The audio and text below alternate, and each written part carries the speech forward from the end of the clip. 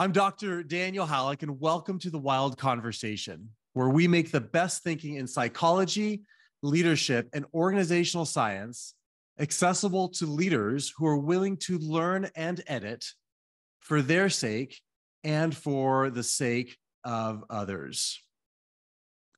Why leadership development doesn't work. Some of you might be thinking, wait a second, isn't this your business model?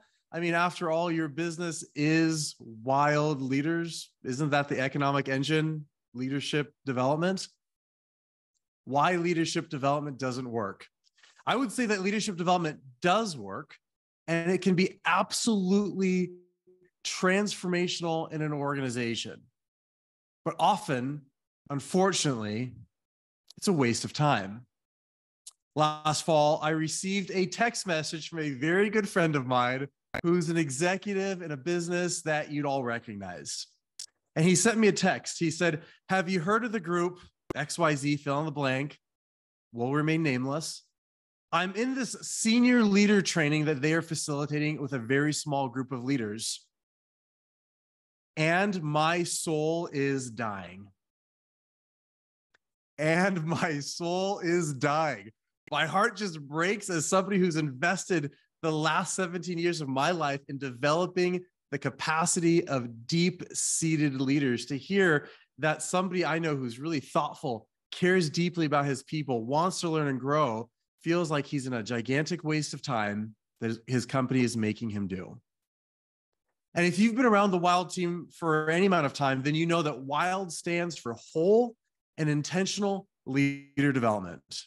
And yes, that's our brand, but it also represents a deeper philosophy about how you see yourself in your development and your growth, but also how you see other people and your investment in them. And at WiLD, we are about a whole leader reformation, a completely different paradigm and mindset in thinking about how leader and leadership development is done. So here's my intent for this conversation today. I want to disrupt the conventional way of thinking about investing in leaders. I want to disrupt the conventional way of investing in leaders, and I want to ruin every single one of you for the next time you learn about a gimmicky leader development quick fix that is not going to result in change or add value to you or the people in your organization. If you're ever talking to somebody, I hope that you leave this conversation with questions and thoughts to say, leader development should look like this. I grew up, my dad was an entrepreneur. He had his own air duct cleaning business. And if you don't know what air duct cleaning is, look in your house. And if you see those vents where the air comes out of, it turns out there's a lot more behind those vents. There's entire pipes. And I would listen to him. I would go to jobs with him when I was in high school, and it's really hard work. But I'd listen to him talk to customers. And he would talk to customers in a way and describe the process, because there is this phenomenon happening that people realize they can make a quick buck by vacuuming your air ducts and saying that they cleaned your whole ventilation system. And so he would try to let them know, you actually need a lot more to clean the entire thing if you want clean air in your house. And it was amazing because I watched by the end of the conversation, if they weren't going to work with my dad, and they probably were because they could tell he knew what he was talking about. He's a microbiologist and understands air and the particles and the quality. But if you weren't going to work with him, you were going to go find the right person because you knew what to look for and ask about things like HEPA air filtration and mechanical agitation and brushes and whips and all sorts of stuff that I still remember today. And so that's my intent for this conversation, is to invite us into a different way of thinking about leader development. We know that leaders matter. And investment in them is important. Healthy and whole leaders who are effective are absolutely critical. Can you imagine what it will look like if there is no one leading in the places you live and work? Leaders drive change. They marshal people together, and they solve and bring people to solve the most challenging problems that we have in the world. And I don't care if you're leading a business through an organizational transformation, or you're running a nonprofit that's combating human trafficking.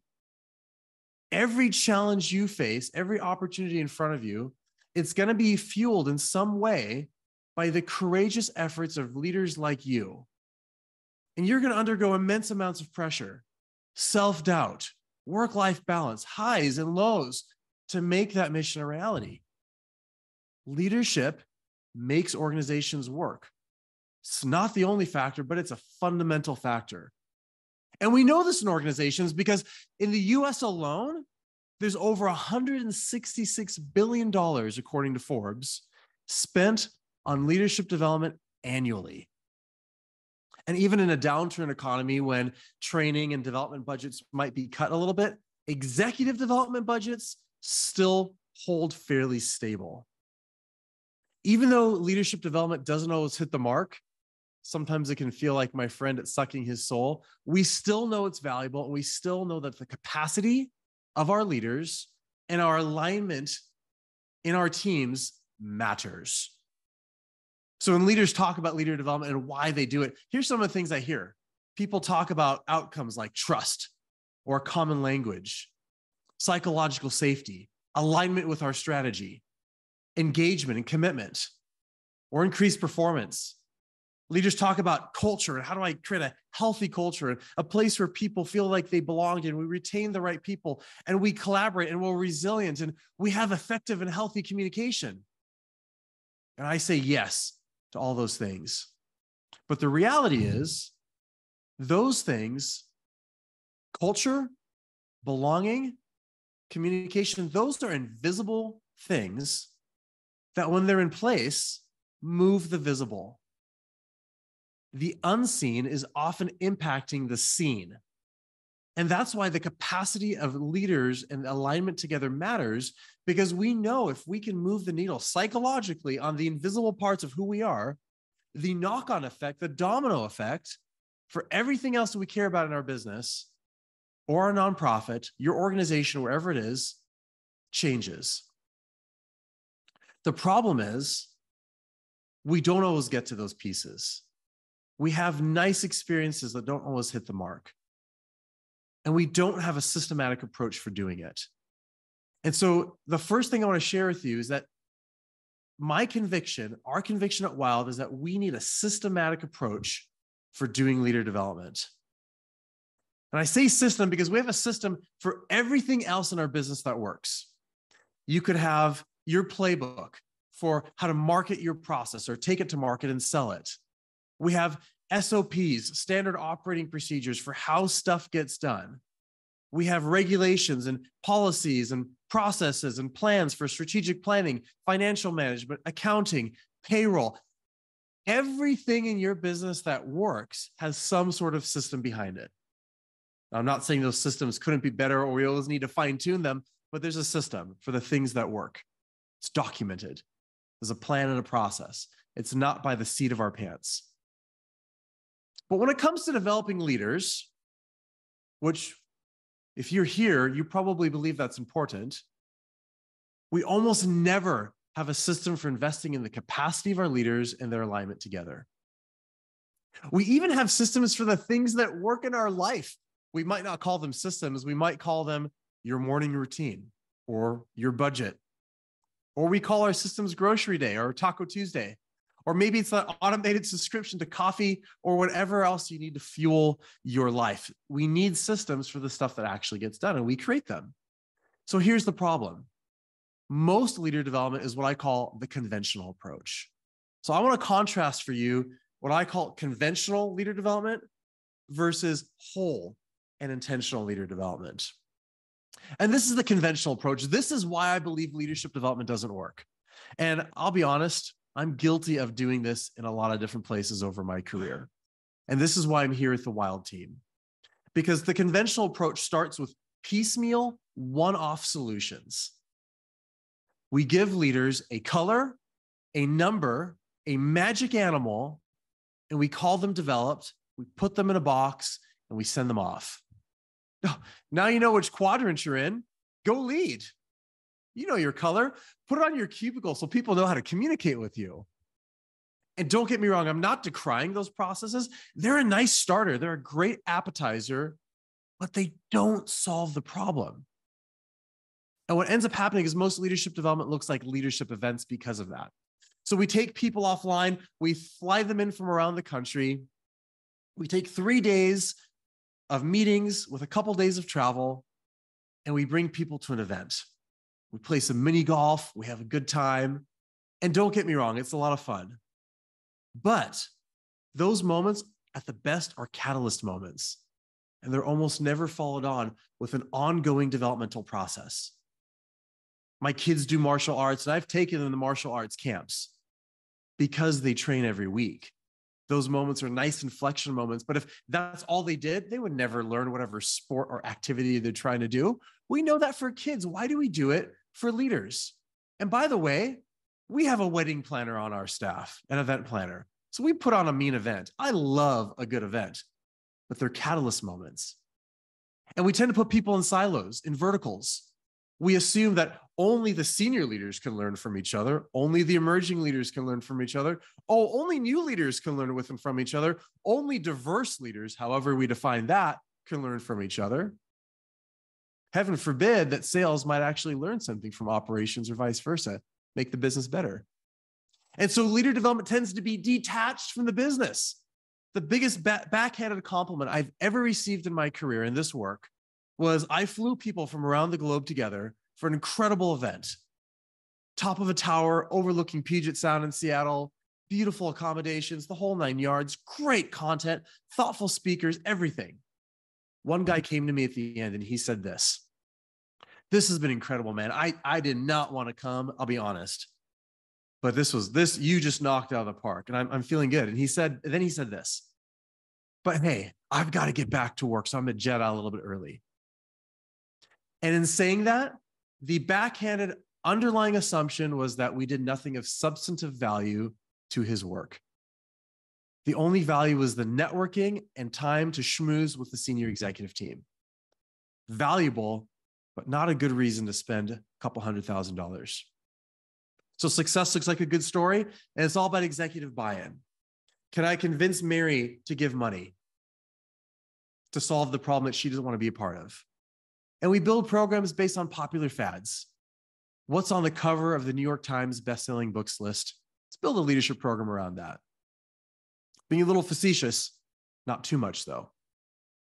So when I say a WiLD approach, a whole and intentional leader development approach, this is what we are doing. And while we're not the only ones, it's what we want to invite people into, is moving from those one-offs to repeatable systems that can scale to different levels, that anyone can use that meets them right where they're at. Where it's not just the one-time event, it's about a culture of development, which takes time, where people are stretched, but they're also given equal support. Where every organization builds this reputation of a place where it's a destination to come and learn and grow and develop. Have you heard about that crazy HVAC place?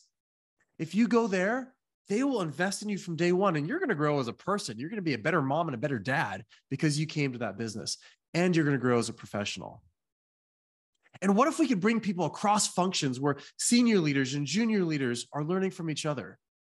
It's why if you've ever been to a WiLD event, you see in the breakout conversations, you meet leaders who see the world differently than you and are from different industries. And that's by design. And what if leader development was integrated into the rhythms of a business where a leader could say, this process, this developmental moment actually helped me get my job done. And I learned something about myself. And while I love a good story, what if we could have actual analytics, measures of progress for how I'm progressing? And what if we moved from leadership buy-in to leadership participation, where instead of leaders sending people to things that they won't participate in themselves, they can say, let me tell you what I'm learning about myself and where I need to change for your sake. And I want to invite you along the journey with me. And we have decades of research on what we know matters for the development of a human being. And so what if we could move from the fads that come and go, the LinkedIn memes, to what we know from the decades of deep work on what it means to prepare a generation of courageous and sacrificial leaders. So when I say, let's go wild, let's do whole and intentional leader development, I hope you see it's a different way of developing leaders. And my invitation, whether you're using our system, the WiLD toolkit or not, is that we think about a different way a systematic way of inviting a whole and intentional leader development process. I want to read two things for you as I end. One is a quote from Dr. McKenna's upcoming book, which is really a manifesto on this whole idea of what it means to do leader development differently. And I think of this when I said a whole leader reformation, a reforming, a different way of looking at the way we invest in ourselves and others. So let me read this quote from his book. A leader, whether by choice or by necessity, is responsible for the experience of so many others and for our progress forward. With that burden comes a whole different level of responsibility. So I ask you this: what can we do to better prepare a generation of thoughtful and courageous leaders with hearts to serve, a willingness to learn, a capacity to lead at the next level, and a wisdom to discern and provide clarity in these complex times? Answering this question is critical, but it will take a reformation, a radical shift in how we intentionally prepare them for the journey ahead. That is what I want. And I go back to my friend and his experience in the leader development program that was sucking his soul. I got this statement from a leader who we recently took through our system, the WiLD toolkit, and invited him into a deeper, whole, and intentional development process. Here's what he said: finally, an intentional and well-grounded system for development. This is a refreshing change from the workshop conference-based model to a system of development. Thanks, WiLD. So let's keep the conversation going.